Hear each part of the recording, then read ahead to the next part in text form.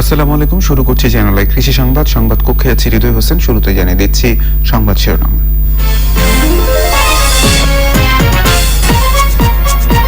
ছাদ কৃষির বহুমুখী উপকারিতা জানান দিচ্ছেন ঢাকা বোর্ডের পরীক্ষা নিয়ন্ত্রক। ৪,৫০০ বর্গফুটে ২৫০ প্রজাতির গাছগাছালি সমাবেশ।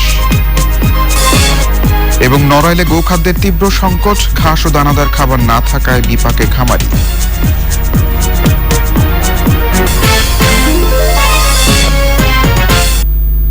সংবাদ শিরোনামগুলো জানাচ্ছিলাম। এখনকার সংবাদ আয়োজন একই সঙ্গে চ্যানেল আই অনলাইনের লাইভ টিভি এবং চ্যানেল আই অনলাইনের ভেরিফাইড ফেসবুক পেজে সরাসরি প্রচার হচ্ছে।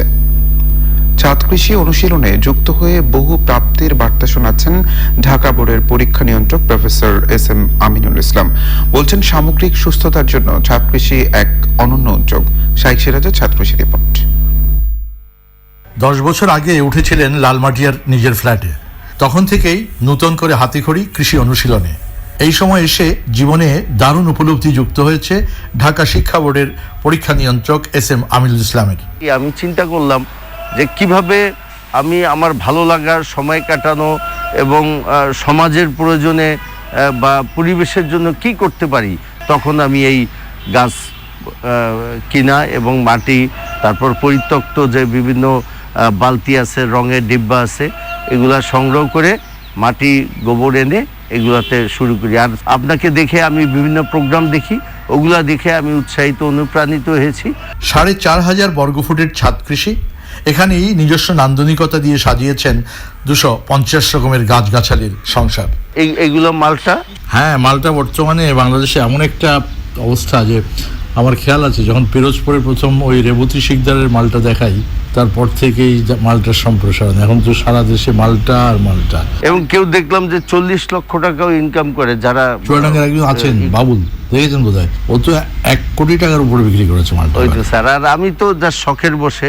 আর এটা হচ্ছে কমলা স্যার। নিজের বাড়ি নয়, তারপরও অন্য ফ্ল্যাট মালিকদের বুঝিয়ে প্রফেসর আমিনুলের এই ছাদ কৃষির উদ্যোগ এখন এই সবুজ প্রাঙ্গণ মুগ্ধ করছে সবাইকে। আমরা প্রথম আমরা এটা ভাবতে পারি নাই এটা এত সুন্দর হবে। আজকাল অনেক ছাদে অনেকে করে সময় এবং সুযোগটা দিতে পারে না, কিন্তু উনি এত একটা অর্গানাইজ হতে পারে যে আমি একটু দেখি, বাস ওই পর্যন্ত।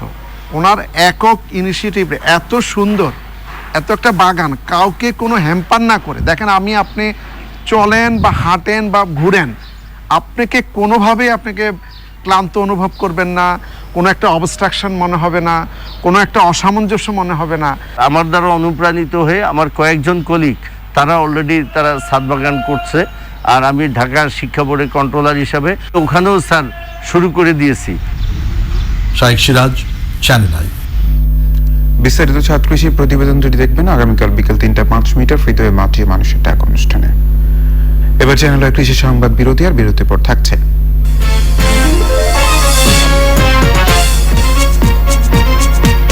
নড়াইলে গোখাদ্যের তীব্র সংকট, ঘাস ও দানাদার খাবার না থাকায় বিপাকে খামারি। বিরতির পর চ্যানেল আই কৃষি সংবাদে আবারও আমন্ত্রণ।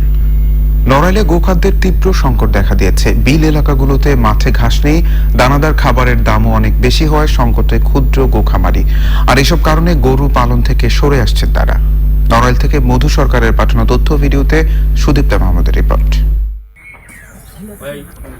এবছর হাওড়াঞ্চল সহ দেশের বিভিন্ন এলাকায় কয়েক দফা বন্যার কারণে খড়ের তীব্র সংকট দেখা দিয়েছে।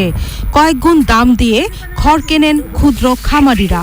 ঠিকমতো খাবার খাওয়াতে না পেরে কমে গেছে গাভীর দুধ।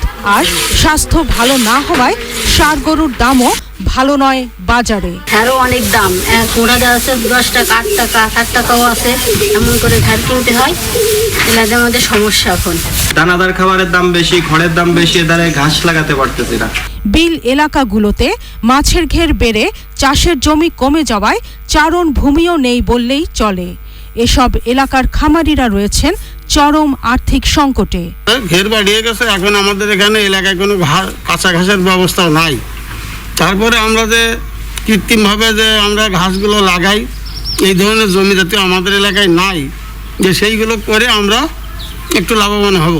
জেলায় ছোট বড় খামার মিলিয়ে বর্তমানে 2,27,561টি গরু রয়েছে। এসব গরুর জন্য দানাদার খাবারের চাহিদা 2,22,000 মেট্রিক টন, আঁশ জাতীয় খাবারের চাহিদা 8,72,000 মেট্রিক টন। বন্যাজনিত কারণে যে সমস্ত জায়গায় ধান বেশি হয়, হাওড় অঞ্চল এবং উত্তর অঞ্চল যে সমস্ত জায়গায় ধান বেশি হয়, এই সমস্ত জায়গায় আসলে এই খড়ের উৎপাদনটা বেশি হয় এবং সেখান থেকেই সারা দেশে এর যোগান হয়। তবে এটা বন্যা যেহেতু চলে গেছে, এখন এটার সংকট থাকবে না। আর আমরা মানুষকে, খামারিদেরকে উৎসাহিত করতেছি যে কাঁচা ঘাস চাষ করার জন্য। মহামারী করোনার কারণে সরবরাহ কম থাকায় দানাদার খাবার, খৈল, ভুসির দামও বেড়েছে কয়েক গুণ। Sudipta Mahmud, Channel I. চিনিকল বন্ধের সরকারি সিদ্ধান্তের প্রতিবাদে চুয়াডাঙ্গার দর্শনা কেরু অ্যান্ড কোম্পানি চিনিকলে শ্রমিক কর্মচারী ও আখ চাষী ফেডারেশনের উদ্যোগে প্রতিবাদ সমাবেশ এবং বিক্ষোভ মিছিল হয়েছে। বাংলাদেশ চিনিকল শ্রমিক কর্মচারী ফেডারেশন ও আখ চাষী ফেডারেশন ঘোষিত 5 দফা দাবি বাস্তবায়নের লক্ষ্যে 5 থেকে 15 ডিসেম্বর পর্যন্ত রয়েছে লাগাতার কর্মসূচি। শ্রমিক কর্মচারীরা কর্মবিরতি পালন করে চিনিকল ডিস্টিলারি প্রধান ফটকের সামনে প্রতিবাদ সমাবেশ ও দর্শনা শহরে বিক্ষোভ মিছিল করেন।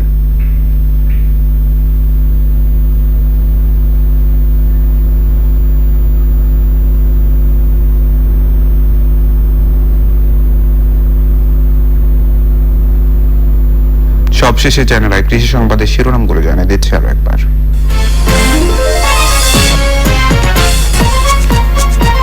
ছাদ কৃষির বহুমুখী উপকারিতা জানান দিচ্ছেন ঢাকা বোর্ডের পরীক্ষা নিয়ন্ত্রক। 4,500 বর্গফুটে 250 প্রজাতির গাছগাছালি সমাবেশ। এবং নড়াইলে গোখাদ্যের তীব্র সংকট, ঘাস ও দানাদার খাবার না থাকায় বিপাকে খামারি।